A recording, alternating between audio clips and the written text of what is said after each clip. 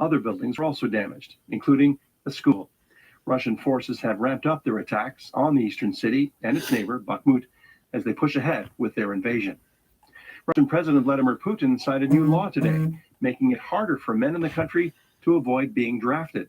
The Kremlin says the change is necessary to reorganize the country's chaotic conscription system. But critics say Russia just wants to bolster its ailing military as it struggles against Ukrainian forces. Briar Stewart reports. It's constantly on my mind. Everything. As 27-year-old Max Nikolsky strolls along the shore of Turkey's Bosphorus Strait, it's hard not to think about the life he left behind in Russia. Nikolsky was in Turkey on vacation when Russia launched its mobilization drive last fall. He decided not to return. I don't want to go to war, and I don't want to receive a draft paper. It was quite an easy decision. So he wasn't around in November when a draft notice was dropped off for him at his former employer in Moscow. But under this law, draft orders will be delivered electronically, sent through a state services portal, which Russians regularly use to do things like pay taxes or renew their driver's license. Technology that Nikolsky used to think was an innovative way to make life easier. Right now, it appears that it's like upside down, that, it turned out to be like some kind of digital gulag and everything. Conscripts will be banned from leaving the country, and if they don't report to the military enlistment office, they will face other restrictions like being unable to register a small business or car or buy and sell real estate. Officials dismiss claims that the country is on the brink of another mass mobilization campaign. The Kremlin says the change is necessary to clean up the conscription system, under which it's estimated that hundreds of thousands of men left the country during the first call-up. Alexei Tabalov is a lawyer who runs an organization to help those conscripted understand their rights. He says for years, people have physically dodged officers hand-delivering enlistment papers. That will no longer be possible. There are problems at the front, and everyone can see this, he said. The authorities are faced with the problem of attracting people. In December, Russia's defense ministry said that it plans to boost its military personnel by 400,000. Back in Istanbul, Nikolsky says the new law means he can't go back to visit his family. It's impossible in the nearest future till the war is over. That is the thing that hit hard on me. But he says for those friends still in Russia, it's much worse. There's a sense of panic because if they get drafted, they're left trapped in the country. Briar Stewart, CBC News, London. Unfortunately, since we last spoke in December, the situation in Haiti has only deteriorated. The latest United Nations briefing on Haiti paints an alarming picture of armed gangs prowling the streets of the capital and a lack of food and clean drinking water. Ulrika Richardson is the UN humanitarian coordinator in Haiti. She says the agency is launching a $270 million appeal, more than double the amount asked for last year. The plan here is quite unique because what Haiti is facing right now is a unique crisis, meaning we have levels of violence that are unprecedented. We have levels of humanitarian needs, including, for example, food insecurity, that is unprecedented. And I think with this, we really have very strong arguments that now is the time to show solidarity with Haiti. Richardson says the goal is to help 3.2 million people in the country.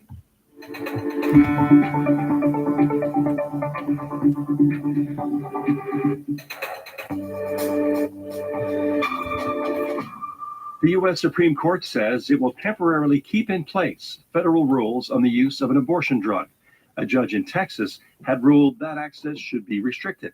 The Biden administration asked the High Court to intervene, and the justices say that ruling is on hold while it considers the issues.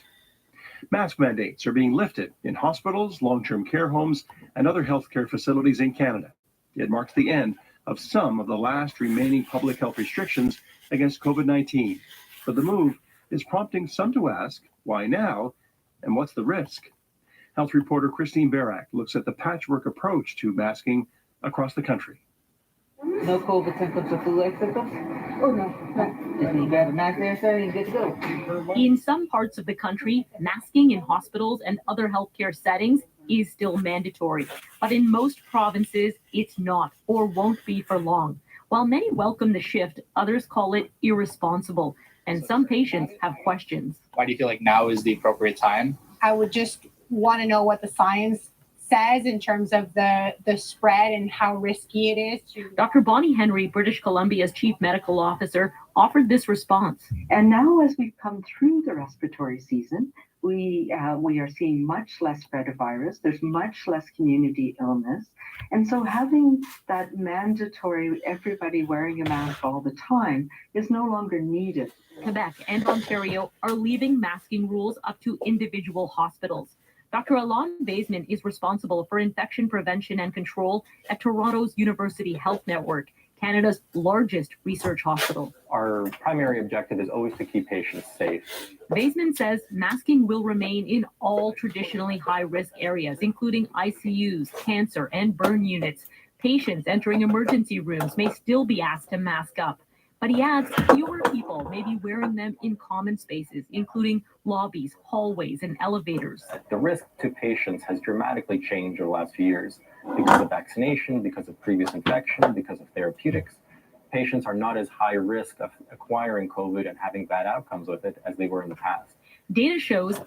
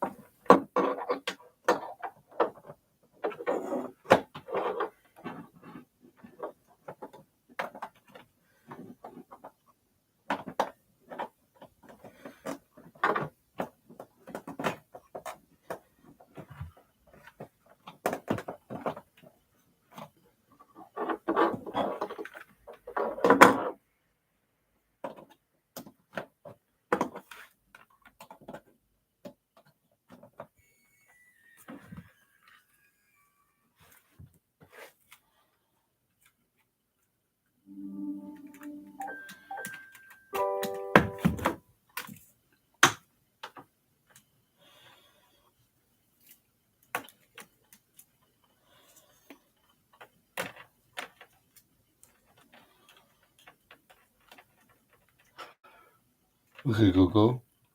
Good morning. Good morning, Samuel. It's 10:48 a.m. Right now in Delta, it's 7 degrees and cloudy. Today, it'll be rainy with a forecasted high of 11 and a low of 3. There's one entry. Today, you're continuing an event called Stay in Private Room hosted by Janet. Have a good one. Here's the latest news.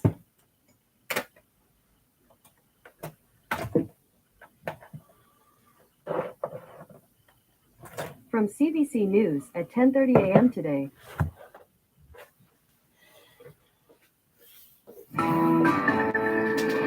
From CBC News, The World This Hour, I'm Gabriella Panza-Beltrandi. More than 150,000 public service employees across Canada may go on strike Wednesday morning. The union representing them says strike action will begin if a deal with the federal government is not reached by 9 o'clock Eastern Time tomorrow night. Chris Aylward, the president of the Public Service Alliance of Canada, says a walkout will affect Canadians right across the country. There will be certainly delays in applications around, passport, immigration applications, employment insurance applications.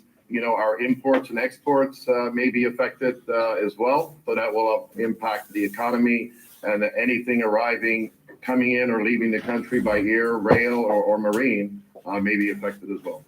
Wages, job security, and remote work are among the key concerns for the union. In 2022, there were nearly 8 anti-Semitic incidents taking place every day. That's according to an annual audit by one of Canada's oldest Jewish human rights organizations. Justin Hayward has more. If you are Jewish, you're far more likely to be a victim of a hate crime. B'nai B'rith's senior legal counsel, David Matus, says police reported hate incidents against Jews outstrip other groups by orders of magnitude. The survey of anti-Semitic incidents outlines many from 2022, including numerous incidents of graffiti equating Jews with the Nazis and calls for the destruction of Israel at demonstrations. Anthony Housefather is a federal Liberal MP. It's perfectly okay to criticize Israel, but to call for its destruction is anti-Semitism. The good news is incidents of harassment are down 5% over last year. Incidents of violence down 67%. But the overall numbers are still double what they were a decade ago. In the meantime, NDP leader Jagmeet Singh is calling for an emergency debate in Parliament on all hate crimes, pointing to recent attacks on the Islamic Society of Markham and the Bag Street Synagogue in Montreal. Justin Hayward, CBC News, Montreal. It's the most lucrative fishery in Newfoundland and Labrador, but the actual fishermen say they can't afford to do the job. Snow crab harvesters held a protest on the steps of the provincial legislature in St. John's. They're demanding the government step in to increase the current price set at $2.20 a pound. Jason Spingle is with the Fish, Food and Allied Workers Union. It's time for everyone to stop acting, the buyers in particular, like they own harvesters or plant workers. And coming in, just like they did with the lobster, coming in with lowball offers and trying to divide people is utter disrespect.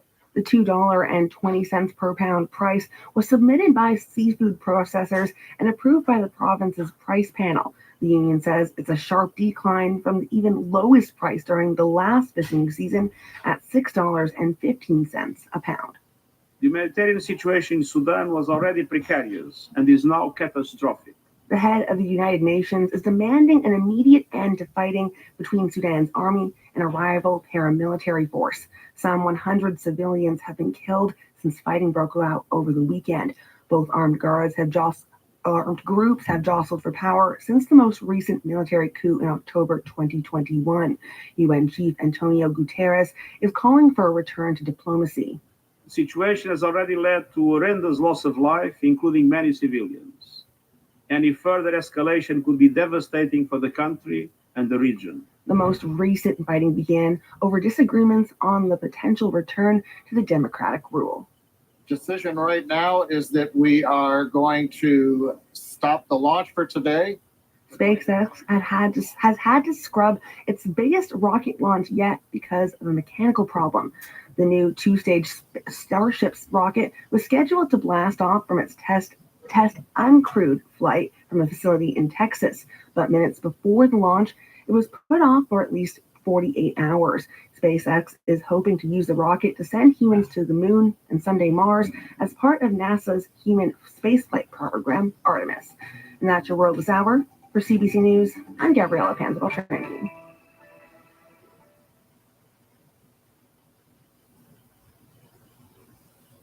From CTV News at 4:33 a.m. today. Hello, I'm Nicole Dubé from the CTV Newsroom in Winnipeg. Here are the top stories. Hockey Canada is getting its federal funding back, with Ottawa saying it plans to keep a close eye on the organization. Hockey Canada had its funding frozen last May over how it handled allegations of sexual assault against 8 players, including members of the 2018 World Junior team.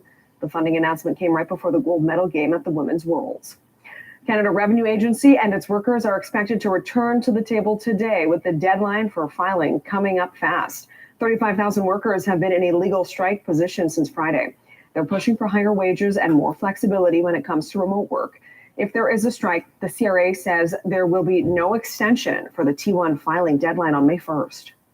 The Delaware judge overseeing a voting machine company's $1.6 billion defamation lawsuit against Fox News says he is delaying the start of the trial until Tuesday. He did not cite a reason Sunday night.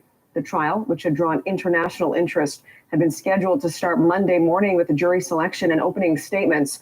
The case centers on whether Fox defamed Dominion voting systems by spreading false claims that the company rigged the 2020 presidential election to prevent former President Donald Trump's re-election. And Team Canada's run at the Women's World Hockey Championship ended with a silver lining. Canada lost to the United States in the gold medal game 6-3. Canada had a 3-2 lead going into the third period, but the United States stormed back with 4 unanswered goals. Canada had won the last 2 World Championships and Olympic gold heading into last night. For all the day's top stories and breaking news as it happens, tune to CTV News Channel or go online to ctvnews.ca. I'm Nicole Dubé. Continuing WSJ Tech News Briefing at midnight today. For essentially nothing. AI art generation tools have already been used to make a prize-winning picture, comic books, and magazine covers. And that has a lot of artists worried. Now, there are a lot of questions about the information, the art, used to build these AI art generators. It's even the center of some lawsuits. But today, that's not our focus. On this episode, we are looking at the way AI could upend artistic industries.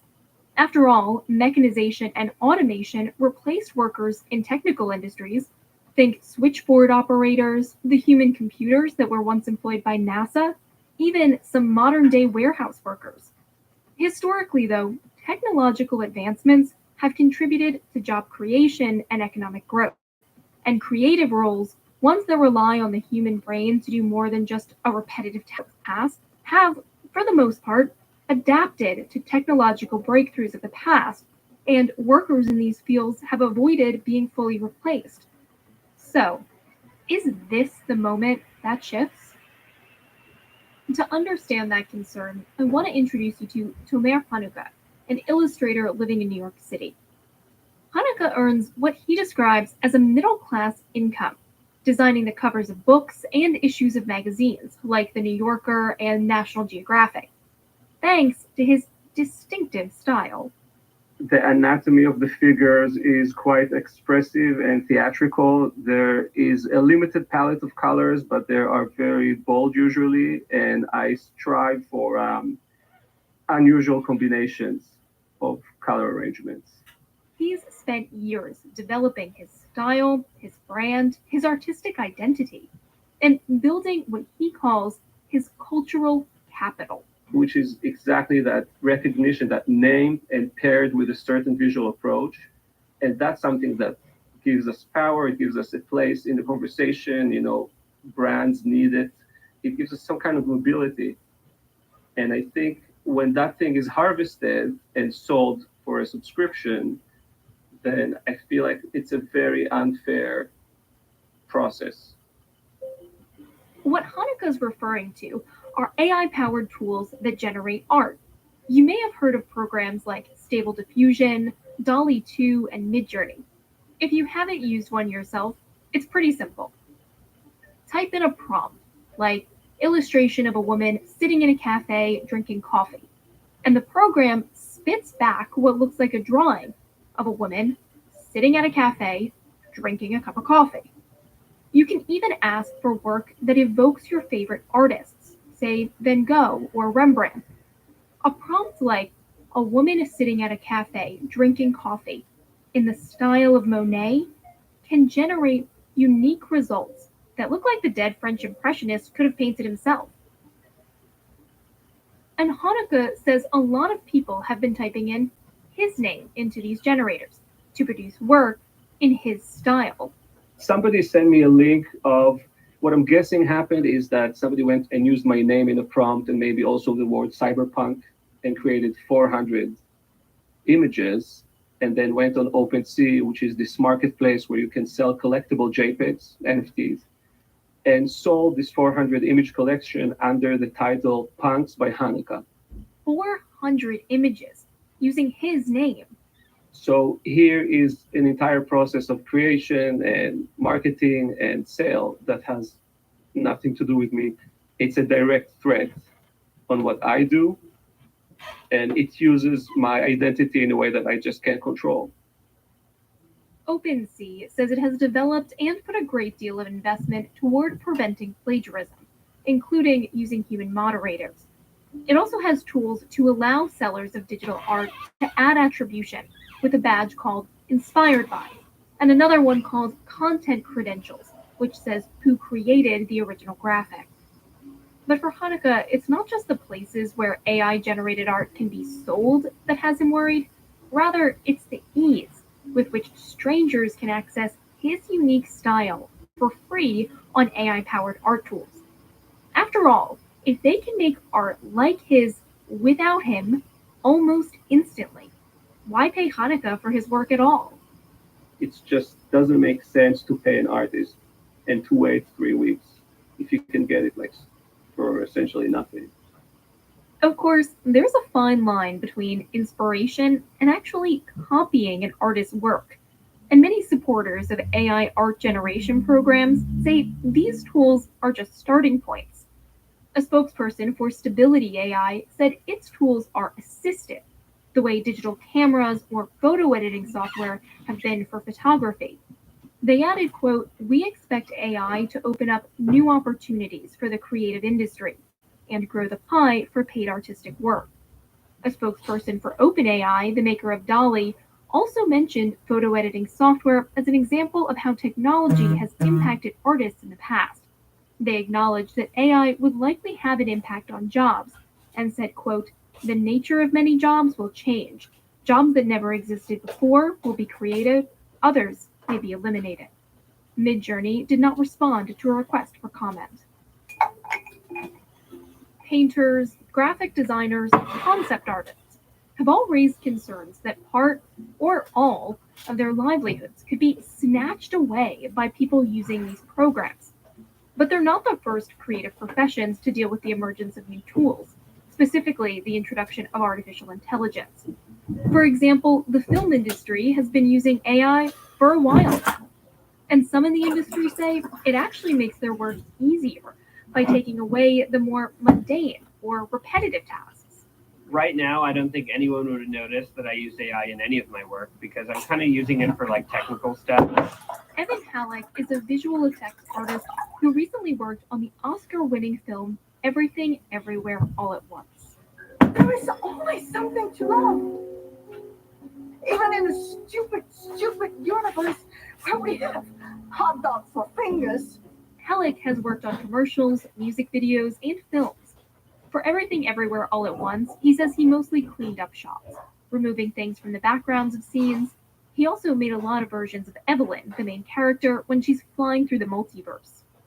And during the film, and in previous roles, he used AI tools to assist in his work.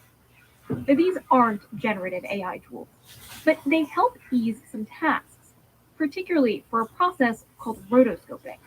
If you didn't shoot on a green screen and you want to put something behind that object, you have to manually cut them out. And in film, it's 24 frames a second, so you have to cut them out 24 times per second. It famously used to take really, really long periods of time, and no one that I know just truly liked doing it. It could take like 3-4 days for 7 to 8 seconds. So, if you film an actor in a city, but the scene calls for them to be on a beach, you've got to spend hours cutting them out of each shot and placing them over a shot of the coast. But Halleck can cut that time drastically using AI-powered rotoscoping tools. And he says the time he saves frees him up to work on more creative tasks. The first time he used it was about 2 years ago, and he's continued using it. But the thing is, Halleck, a freelancer hired by films, often used to outsource this work to others, who could make anywhere from $500 to over $1,000 a day, he says. Now with AI tools, he doesn't need to hire them. And as these tools become more common in the industry, even Halleck acknowledges they could have a big impact on who gets hired and how much money films put towards tasks like visual effects. I think eventually rates may go down as things get easier. Rotoscopers famously, it can take 5-6 days to do things, and if it only takes a day, your budget goes down quite a bit. Or maybe not even rates, but timelines might go down.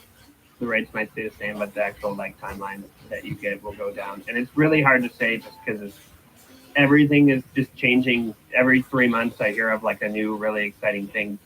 Halleck thinks big visual effects houses, places that hire thousands of VFX artists to work on films, will be hit hardest. So, what does this pace of development mean for the future of the creative workforce? We'll get into that when we come back.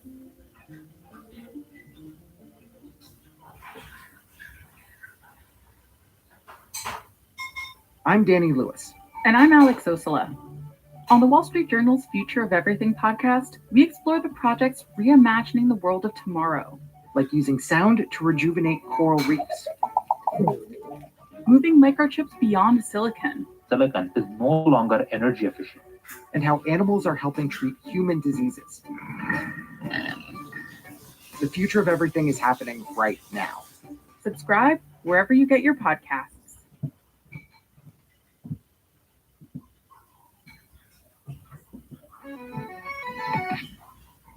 As we said at the beginning, technology has impacted jobs before.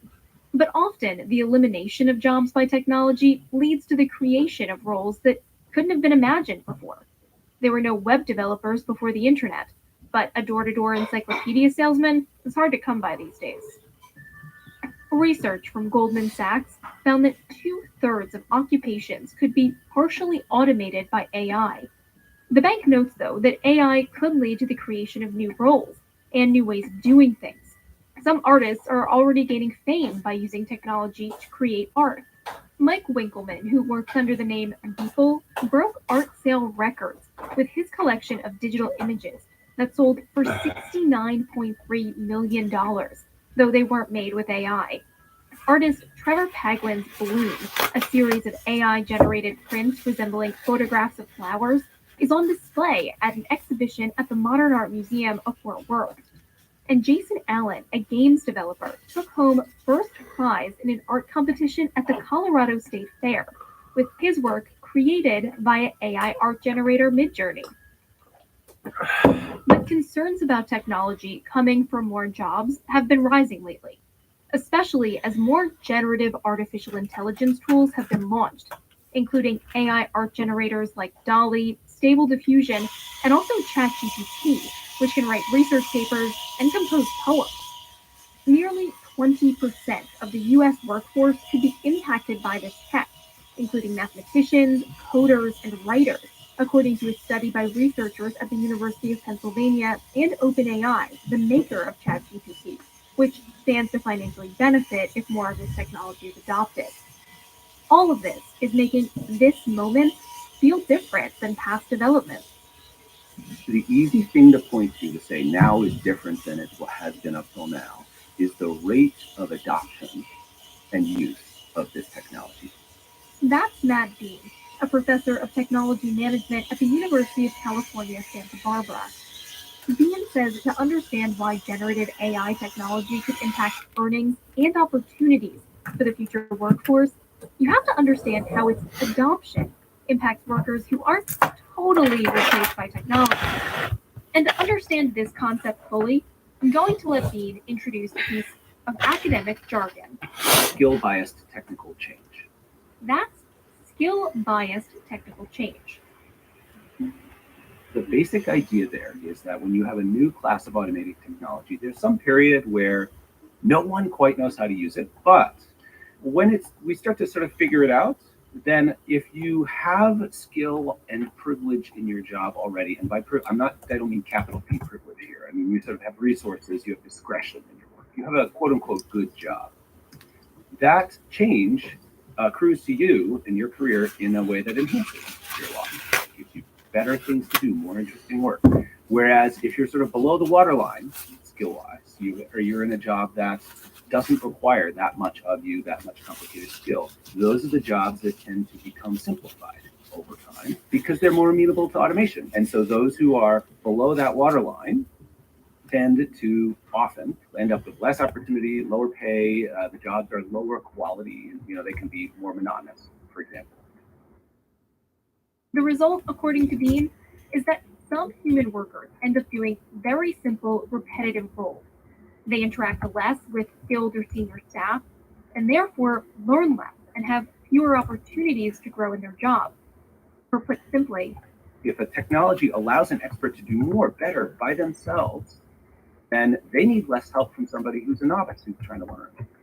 So why does this matter for creative fields? Dean says creative fields are the canary in the coal mine. Because if you stop asking novices to do basic roles, filling in the background of a large image or design, or cutting out an object 24 times for a single second of a movie, they have less chance to get their foot in the door, develop industry knowledge, and hone their skills under a more seasoned artist. This is what Evan Halleck is already seeing in visual effects, and what Tomer Hanukkah fears will happen to illustrators. Remember, historically, economists say technological innovation has created more jobs and added more wealth to the economy. The thing is, Dean says the speed at which AI technology is being adopted is so unprecedented it's hard to know the impact on society. Pace and the extent of change.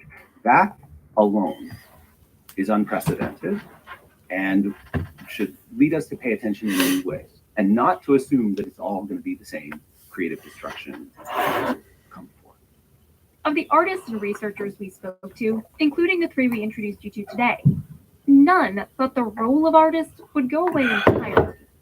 But as more of their tasks are replaced with AI, Hanukkah, Helic, Bean, and others told us it's likely only a small number of the very best will find well-paid work as artists.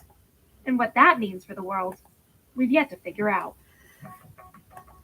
Next week, on the 4th episode of our AI series, Artificially Minded, who's responsible for generative AI if it behaves badly?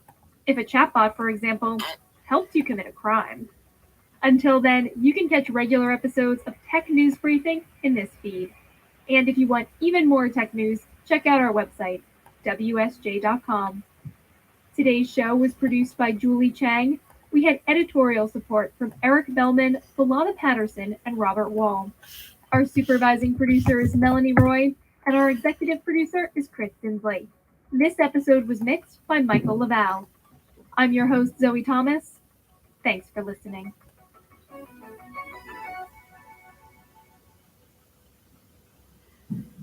Discover the extraordinary ideas shaping our future at the Future of Everything Festival, when the Wall Street Journal brings together leaders from business, science, sports, and culture. May 2nd through 4th at Spring Studios in New York City. Register today using code PODCAST to receive 20% off your ticket. Visit WSJ.com/FOEF podcast to secure your spot. From Bloomberg First Word at 10 a.m. today. The U.S. ambassador to Russia visited detained Wall Street Journal reporter Evan Gershkovich in a Russian prison today. Envoy Lynn Tracy says the reporter appears to be in good health.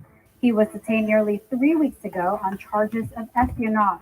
The Kremlin says he was caught red-handed but has provided no evidence. The Wall Street Journal denies the allegations. Tracy says the U.S. is reiterating its call for Gershkovich's immediate release. SpaceX called off the first launch attempt of its nearly 400-foot rocket deep space rocket Starship today.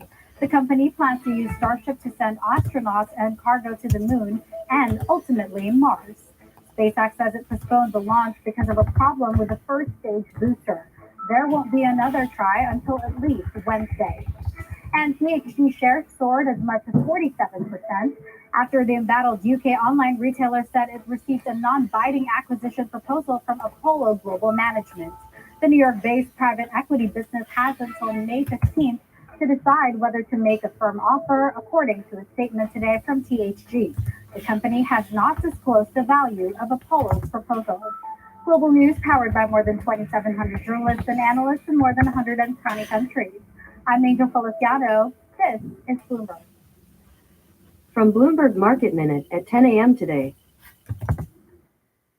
This is a Bloomberg Money Minute. Those federal tax credits for EVs about to get a lot harder to earn. Only 10 electric and plug-in hybrid vehicles will qualify for $7,500 in federal tax credits under strict new battery sourcing rules that take effect tomorrow.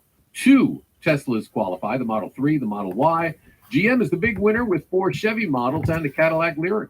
A pair of corporate mergers today. Sega Sammy, creator of Sonic the Hedgehog, is buying the Angry Birds maker Rovio, and drug giant Merck is paying nearly $11 billion for Prometheus Biosciences. Get a hold of its Crohn's disease and colitis treatments. Shares of Prometheus soaring up 69%. Elsewhere on Wall Street, the Dow, the Nasdaq, the S&P 500, all just down a small fraction. And big changes are coming to McDonald's. The chain says the Big Mac, the Quarter Pounder, all its other burgers will be getting softer, lightly toasted buns. Also, meltier cheese, even caramelized white onions. Tom Busby, Bloomberg Radio. From CBC News, The World at 6 at 6:30 p.m. last Friday.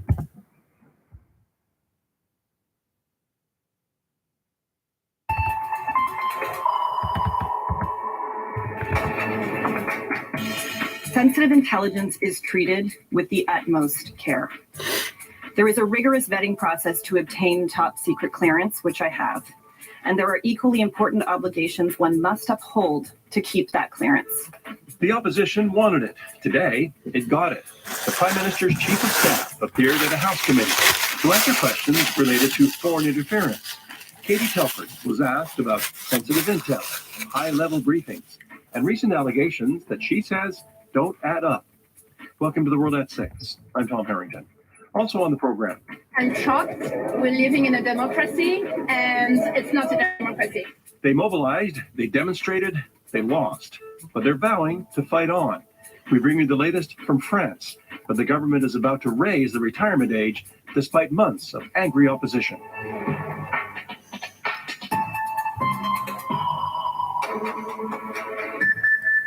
Highly anticipated, and for many, highly unsatisfying. Justin Trudeau's Chief of Staff, Katie Telford, appeared before a House of Commons committee today.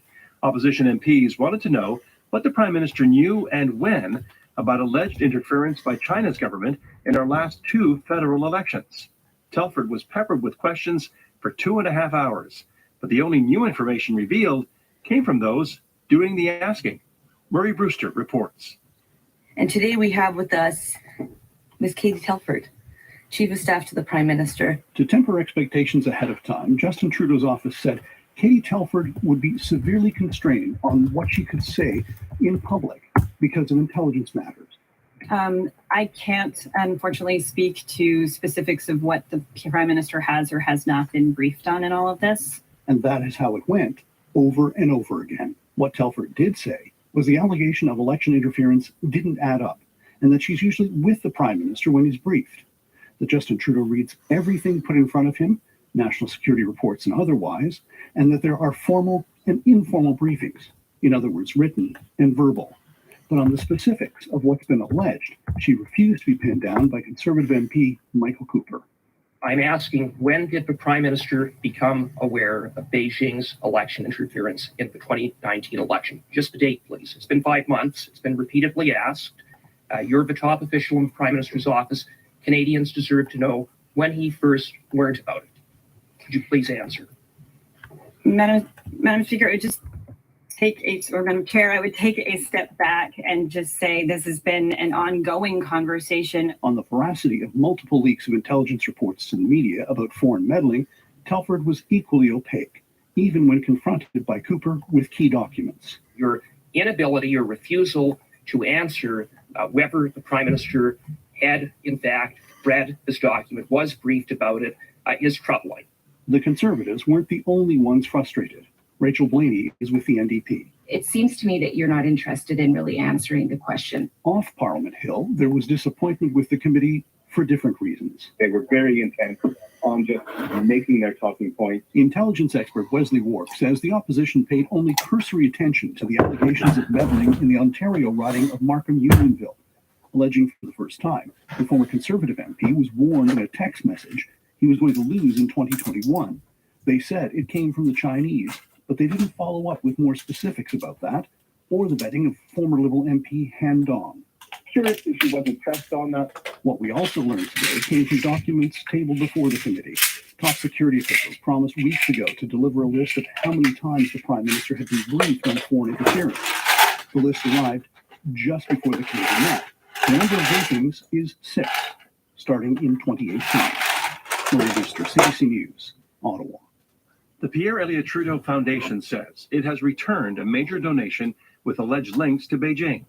Reporting from the Globe and Mail suggested a $140,000 donation made in 2016 came from a businessman linked to China's government. The charity had said a reimbursement check was issued in February, but not cashed. It now says the check has been deposited. The foundation also sent a letter today to the Federal Auditor General asking for a review of its handling of the donation.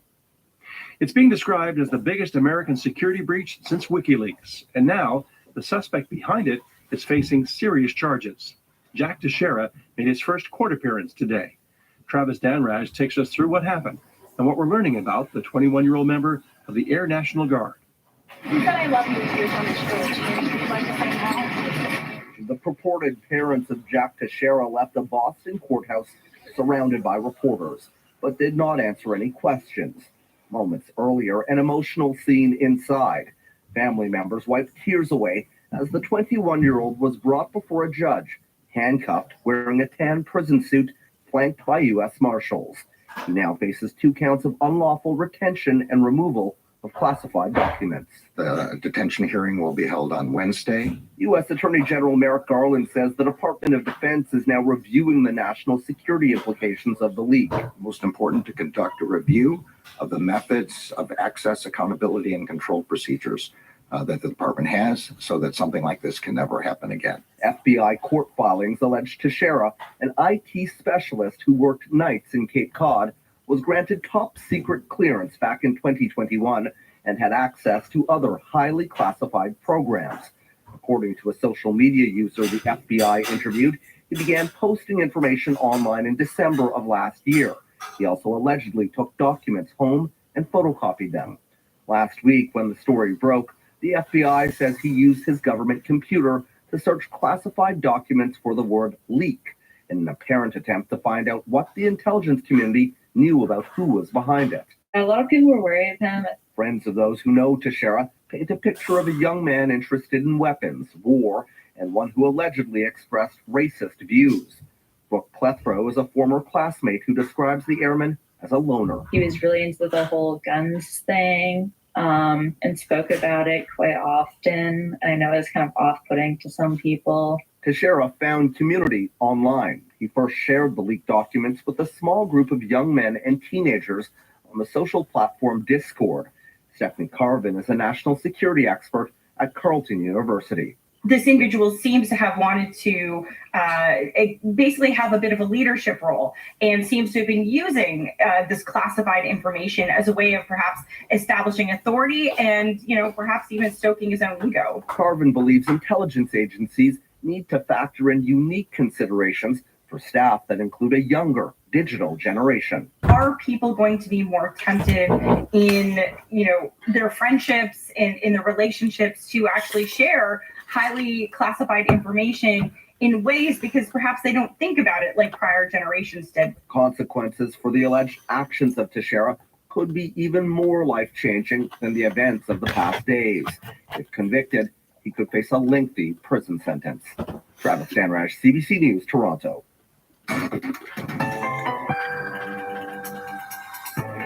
Coming right up, France's president says he's trying to protect the pension system. Many of France's workers say he's hurting them. And now the government is about to make changes that have inspired months of demonstrations. Plus, with the number of COVID deaths in Canada falling, some hospitals are changing the rules around masking. We also have this story. Wayne Gretzky, Connor McDavid, and Austin Matthews, just some of the athletes promoting popular sports betting websites, but maybe not for long. Ontario's alcohol and gaming regulator wants to ban advertisements featuring famous faces. Removing the appearance of celebrities is important because they represent popular figures, figures with whom we identify. I'm Lisa Shing in Toronto. Later on The World at 6, why many say this is an important move to curb addictions in young people. Weeks of demonstrations and at times confrontation reached a climax today in France. The government's plan to raise the retirement age has been given final approval by the country's Constitutional Council. Protesters were hoping for a last-minute reprieve. Although they didn't get it, many are saying they won't give up. Susan Ormiston reports. Fight and fury on French streets failed to change the course of France's pension law. The Constitutional Council, in a final test, cleared the way to raise the retirement age to 64 from 62. It's disgusting. It will perpetuate the violence, says this pensioner. As riot police took up positions again and thousands roamed the streets in central Paris, but it's a big win for President Emmanuel Macron, who says he'll enact the law within days. Touring renovations at Notre Dame this morning, he made it clear he had no intent to back down. Not giving up is my motto, he said. Protesters aren't giving up either, but they've run out of road and time to legally force a change. Can I say I'm shocked? We're living in a democracy, and it's not a democracy. democracy. We will continue to manifest. The huge protests over more than 2 months and national strikes rattled France and pilloried the president for raising the retirement age, a sacred trust in the country. The issue is, like many countries in France, people are getting old, and we need more and more people on the labor market working to pay pension. Law professor Sami Benzina says Macron staked his political legacy on pension reform rather than run up the deficit. You have to do something.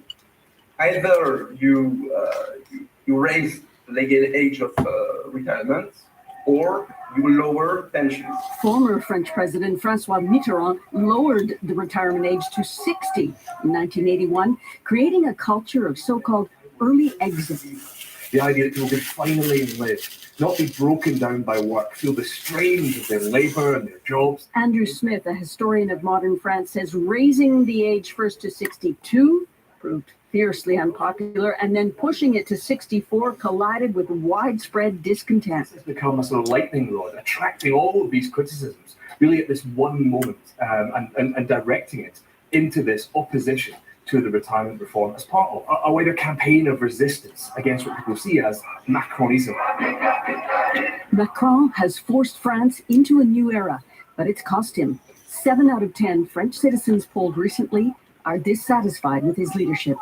Susan Ormiston, CBC News, London. At least 6 people are dead after Russian missile strikes in residential areas of Slavyansk, Ukraine. More than a dozen others were wounded in a series of explosions. Rescue workers are using heavy machinery to search for survivors in the rubble of several apartment buildings. Other buildings were also damaged, including a school. Russian forces have ramped up their attacks on the eastern city and its neighbor, Bakhmut, as they push ahead with their invasion. Russian President Vladimir Putin signed a new law today, making it harder for men in the country to avoid being drafted. The Kremlin says the change is necessary to reorganize the country's chaotic conscription system. But critics say Russia just wants to bolster its ailing military as it struggles against Ukrainian forces. Briar Stewart reports. It's constantly on my mind. As 27-year-old Max Nikolsky strolls along the shore of Turkey's Bosphorus Strait, it's hard not to think about the life he left behind in Russia. Nikolsky was in Turkey on vacation when Russia launched its mobilization drive last fall. He decided not to return. I don't want to go to war, and I don't want to receive a draft paper. It was quite an easy decision. So he wasn't around in November when a draft notice was dropped off for him at his former employer in Moscow. But under this law, draft orders will be delivered electronically, sent through a state services portal, which Russians regularly use to do things like pay taxes or renew their driver's license. Technology that Nikolsky used to think was an innovative way to make life easier. Right now, it appeared that it's like upside down. That it turned out to be like some kind of digital gulag and everything. Conscripts will be banned from leaving the country, and if they don't report to the military enlistment office, they will face other restrictions like being unable to register a small business or car or buy and sell real estate. Officials dismiss claims that the country is on the brink of another mass mobilization campaign. The Kremlin says the change is necessary to clean up the conscription system, under which it's estimated that hundreds of thousands of men left the country during the first call-up. Alexei Tabalov is a lawyer who runs an organization to help those conscripted understand their rights. He says for years, people have physically dodged officers hand-delivering enlistment papers. That will no longer be possible. There are problems at the front, and everyone can see this, he said. The authorities are faced with the problem of attracting people. In December, Russia's defense ministry said that it plans to boost its military personnel by 400,000. Back in Istanbul, Nikolsky says the new law means he can't go back to visit his family. It's impossible in the nearest future till the war is over. That is the thing that hit hard on me. But he says for those friends still in Russia, it's much worse. There's a sense of panic because if they get drafted, they're left trapped in the country. Briar Stewart, CBC News, London. unfortunately, since we last spoke in December, the situation in Haiti has only deteriorated. The latest United Nations briefing on Haiti paints an alarming picture of armed gangs prowling the streets of the capital and a lack of food and clean drinking water. Ulrika Richardson is the UN humanitarian coordinator in Haiti. She says the agency is launching a $270 million appeal, more than double the amount asked for last year. The last year is quite unique because what Haiti is facing right now is a unique crisis, meaning we have levels of violence that are unprecedented. We have levels of humanitarian needs, including, for example, food insecurity, that is unprecedented. And I think with this, we really have very strong arguments that now is the time to show solidarity with Haiti. Richardson says the goal is to help 3.2 million people in the country.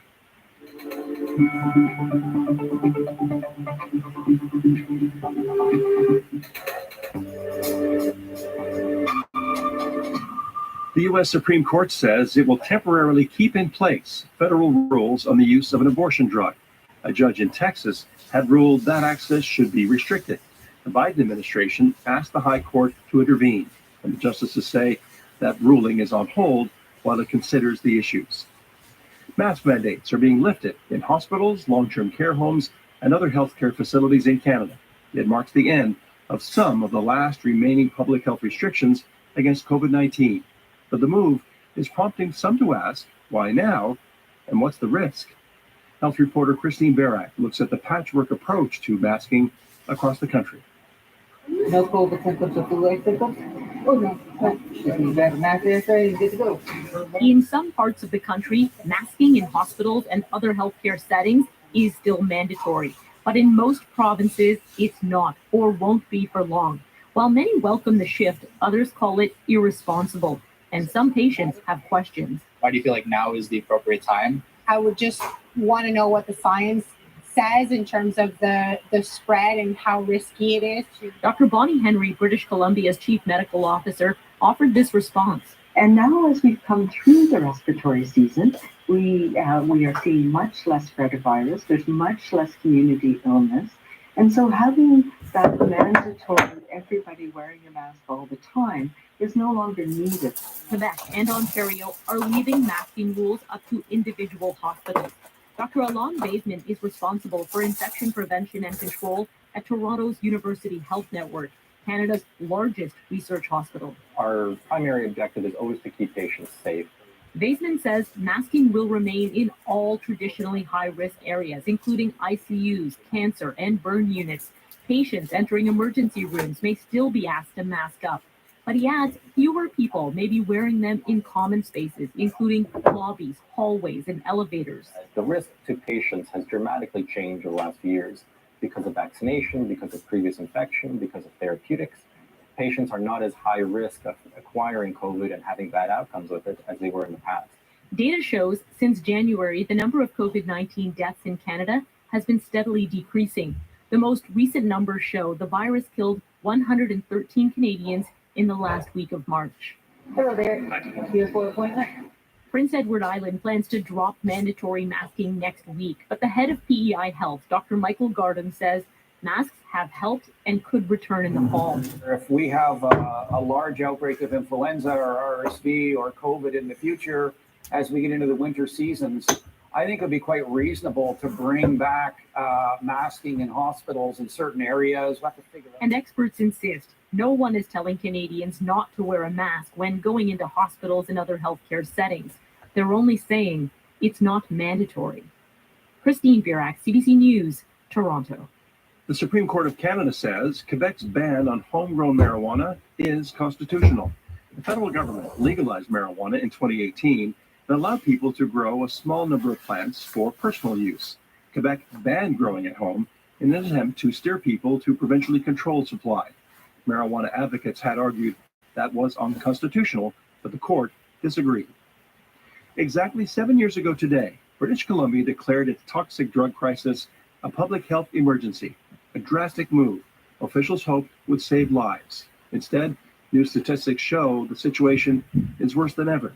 More overdoses and more deaths despite more measures put in place to help. Kurt Petrovich has the details from Vancouver.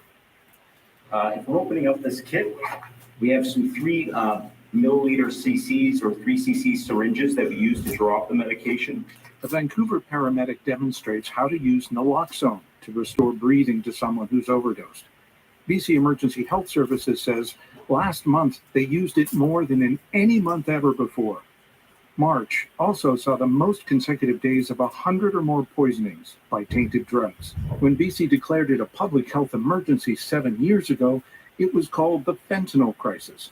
But paramedic Brian Twait says it's gotten worse because today drugs are cut with all kinds of things. Our patients are unconscious, they're not breathing for much longer periods of time. And that, of course, makes the calls that much more complicated for us as well. Twait suggests that if more people had naloxone kits, that would help. Alex DeBlotny is very familiar with naloxone. He and his wife used it 7 times last year to keep their son Curtis alive until they were too late. My wife had to do it a couple times by herself, trying to call 911, pump his chest, and figure out how to inject the needles at the same time. Curtis was one of nearly 2,300 people who died from toxic drug poisonings in BC last year, a 5-fold increase from when the public health emergency was declared 7 years ago. Deaths have escalated despite naloxone kits in drugstores, hundreds of millions of dollars spent on treatment spaces, decriminalization of small amounts of opioids, and thousands of safely prescribed doses of drugs like heroin. Leslie McBain's son died in 2014. She founded the advocacy group Moms Stop the Harm. McBain says the answer lies in creating a province-wide safer supply. There's a lot of money out there, apparently, for our new premier. Evie has dedicated over $1 million to treatment, but as we always say, dead people won't be in treatment. Jennifer Whiteside, BC's Minister of Mental Health and Addiction, says they're working on it. Yes, we need to scale up safer supply. We need to have more providers. We need to have more providers who will provide that kind of care to people who need it. But today, Whiteside wouldn't commit to a timeline for a safer drug supply, saying only that talks are ongoing with BC's doctors and the College of Physicians and Surgeons about how it might work. Kurt Petrovich, CBC News, Vancouver. A senior Ontario judge has been charged with assault and assault causing bodily harm. Justice Paul Curry was the head judge at a courthouse in Brampton, northwest of Toronto. A brief statement says he would no longer be assigned any judicial or administrative duty, but it gave no information on the incident that led to the criminal charges. You are listening to The World at 6 from CBC News. I'm Tom Harrington. You can hear The World at 6 and other CBC radio programs wherever you are.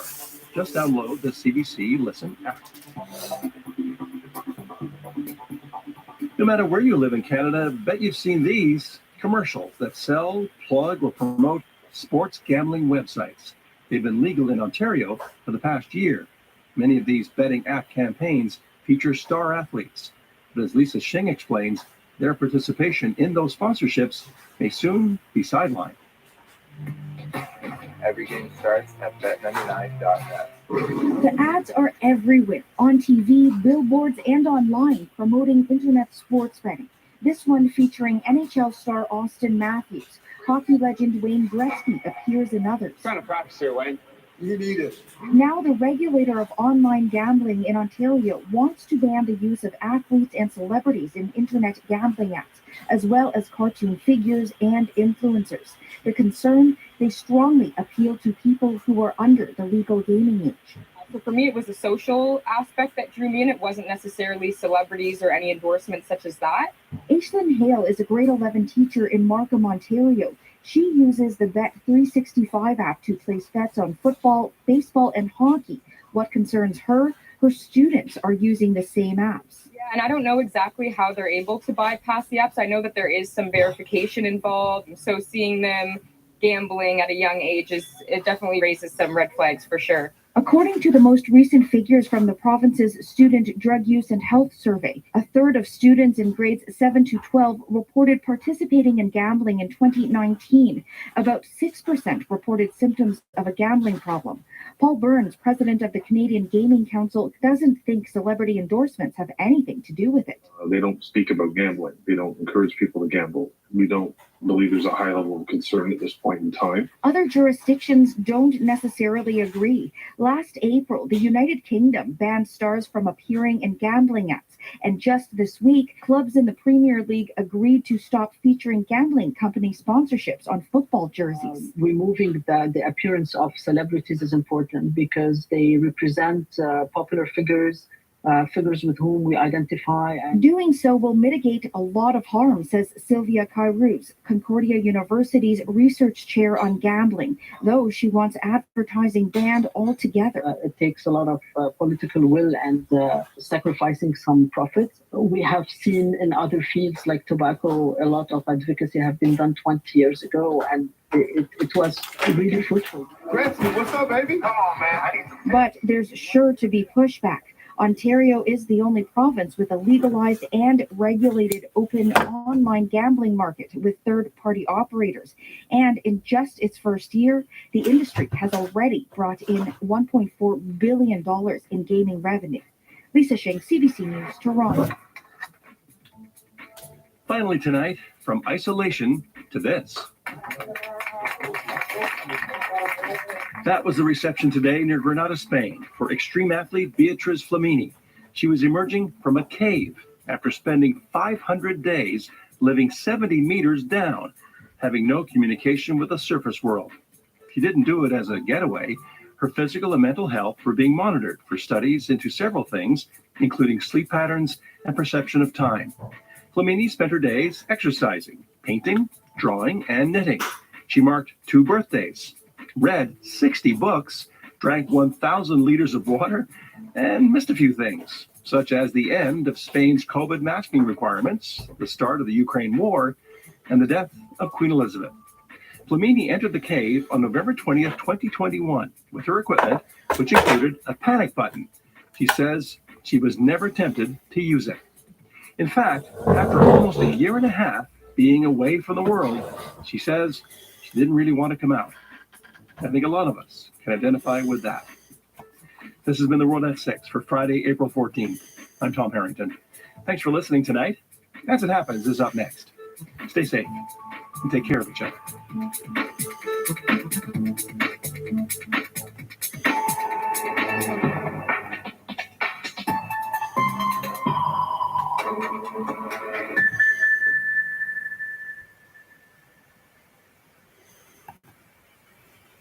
From The World in Brief from The Economist at 9:18 p.m. yesterday. Hello, you're listening to the free edition of The World in Brief from The Economist.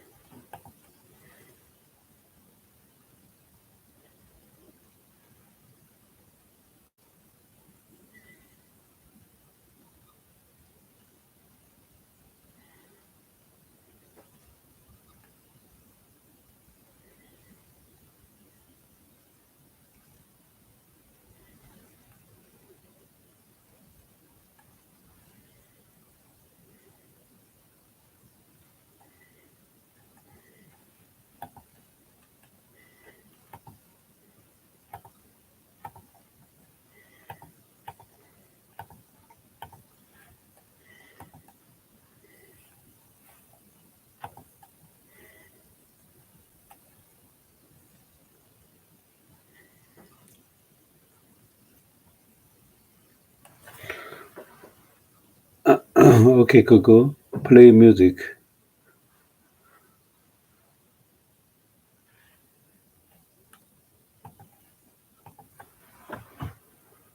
Okay, Coco.